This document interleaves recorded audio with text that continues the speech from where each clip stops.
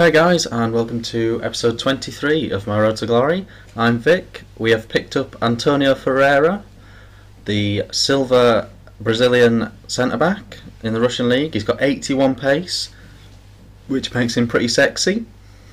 He cost me 4,000 coins, and we'll give him one game to get used to the club and the surroundings and sort out his travel arrangements, and then we'll get him in the next game. As I said in the last episode, we will get into the tournaments. If you remember, we played round 1 ages ago when I couldn't find a match in normal single player.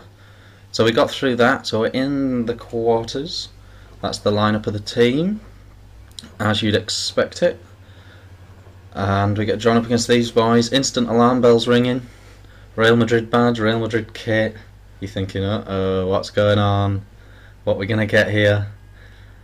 But we get this. Nani at left wing, Javinho right wing, Torres, the works. It's pretty much, it'd be a lot of people's Barclays Premier League dream team. You know, if they actually just sat down and picked their 11 at the moment, it'd probably look something a lot like that. Perhaps just without Torres. But Torres is beast on FIFA, so don't worry about that. We get the first goal. I should warn you now, guys, this turns out to be one of the most, in fact the most bizarre game I've played on FIFA 12. The whole thing was just insane. The guy was rubbish. He was poo. He had nothing. He had absolutely nothing. And I take a 2-0 lead here. A nice little drag back from Danny there. Sold 2 players with that little drag back. It's a great little skill in FIFA 12. I love that. Yeah, but it was poo, and I was already thinking about trying to score some montage goals and stuff. And we went into half time, 2-0 up, absolutely cruising. I'll show you the stats, I think. No danger at all, no problems. The guy was gash, he really was. 8-1 shots, 61% possession, absolutely no problems. But it was one of those games where I didn't really feel in control of my players. I didn't really feel like they... If you look at this goal here, like, I tackle him 2 or 3 times, 3 times there, and he just keeps getting the ball back again and again. And once the cross goes in, fair enough, he had players in great positions ready for that. But all the goals he scores in this match, it's just, they're all just bizarre, and they're all just goals I've never seen before and conceded before. But we get back in it here. Lovely little pass back from his defender there. Just added to the whole bizarreness. Even the goals I got were a bit bizarre, to be honest. The whole thing was just crazy. I've been looking at the comments from the previous episode. A lot of you seem happy with the Mexican League. I've been scoping it out, and I think it's very doable. They've only got 5 or 6 genuinely gold players. But that's fine, and they've got some good silvers, and it's not too expensive. Apart from Danilino, there's not too many really expensive players. So it should be very doable, guys, so I hope you are happy with that. An interesting point of the game here, he brings on Young and Agbonlahor, which, showed a bit of... it tells you everything you need to know really about the quality of this guy and what we're up against. But again, it's just, I'm tackling him and he's getting it back, and anything he shoots he scores in this game, and it's just crazy.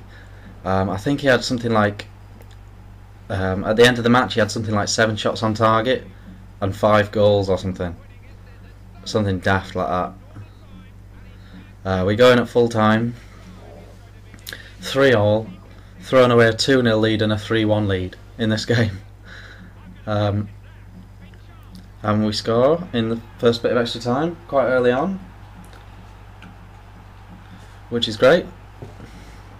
And to be honest, I didn't play badly or anything, it's just things just didn't really go right in certain areas. And we go 5-3 up.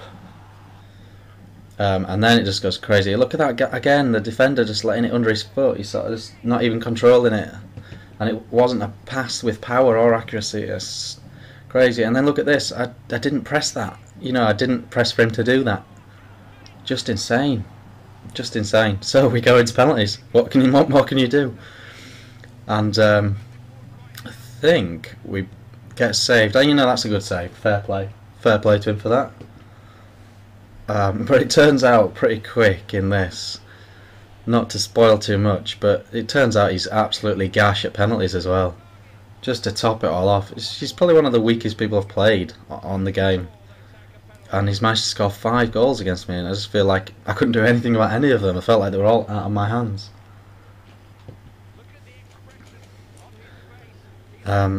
So we keep going through, and he just seems to not be able to get the strength or the accuracy on the penalties that he wants.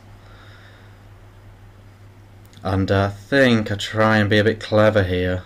Yeah, trying the dink, but there's too much like momentum-y, pressure-y on the thing, so it added extra power that I didn't really press. I only tap it when I do those chips.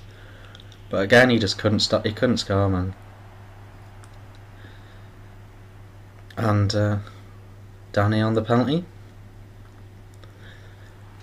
Another great save, to be honest. You know, I should perhaps be going into top corners, but usually it tricks them. Not many people dive into the bottom corners. And he does actually manage to score one there, so it's still pretty tight this, because I've made 2 silly errors. It's still pretty tight at this point. And I just don't know what to tell you about this game at all. It's just the most bizarre. You can see for yourselves the way it's panning out. It's just crazy. So he has to score this penalty to continue in the penalty shootout.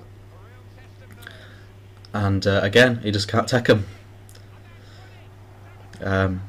Absolutely bonkers, but we get away with it. We get through, so we're into the semis, semi and final. Touch wood in the next episode. I'll just quickly show you the stats. 700 coins for that. Look at the shots. 8 shots on goal, 8 shots on goal, 5 goals. I've had 15 shots. I've been up by 2 goals twice. Crazy, guys. Sorry about this crazy episode. I've been Vic. Cheers.